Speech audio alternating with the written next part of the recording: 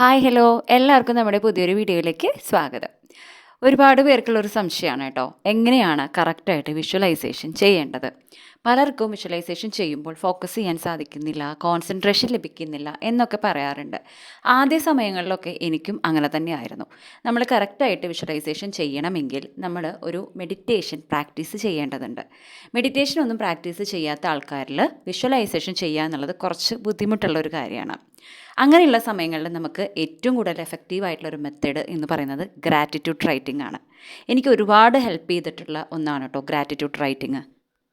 നമ്മുടെ ജീവിതത്തിൽ ഇതുവരെ ലഭിച്ചിട്ടുള്ള എല്ലാ കാര്യങ്ങളെയും ഓർത്തെടുത്ത്, ഓരോ കുഞ്ഞു കുഞ്ഞു കാര്യങ്ങളെയും ഓർത്തെടുത്ത് നന്ദി പറയുക. ഉള്ളതിന് നന്ദി പറയുമ്പോൾ ഇല്ലാത്തത് കൂടി ലഭിക്കുന്നു എന്നാണ് പറയുക.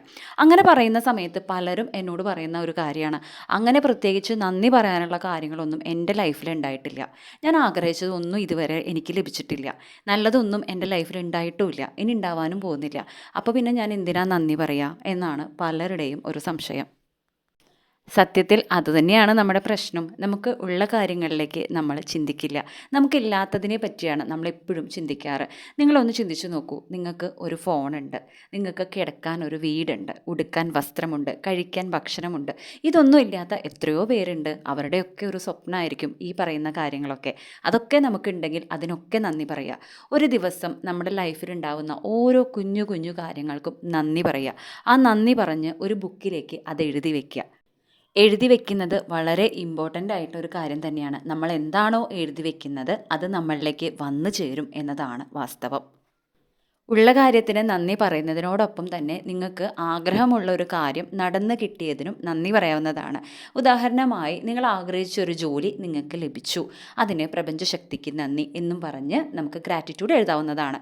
അതുപോലെ തന്നെയാണ്, ഞാൻ ആഗ്രഹിച്ച ഒരു ജീവിത പങ്കാളിയെ എനിക്ക് ലഭിച്ചതിന് നന്ദി എന്നും പറഞ്ഞ് നിങ്ങൾക്ക് എഴുതാവുന്നതാണ്. ഫ്യൂച്ചറിൽ എന്താണോ നടക്കേണ്ടത് അത് പ്രസൻറ്റ് ടെൻസിൽ നടന്നു എന്നുള്ള ഒരു ഗ്രാറ്റിറ്റ്യൂഡ് നിങ്ങൾ അറിയിച്ചു കഴിഞ്ഞാൽ തീർച്ചയായും അത് നിങ്ങളിലേക്ക് വന്നു ചേരുന്നതായിരിക്കും.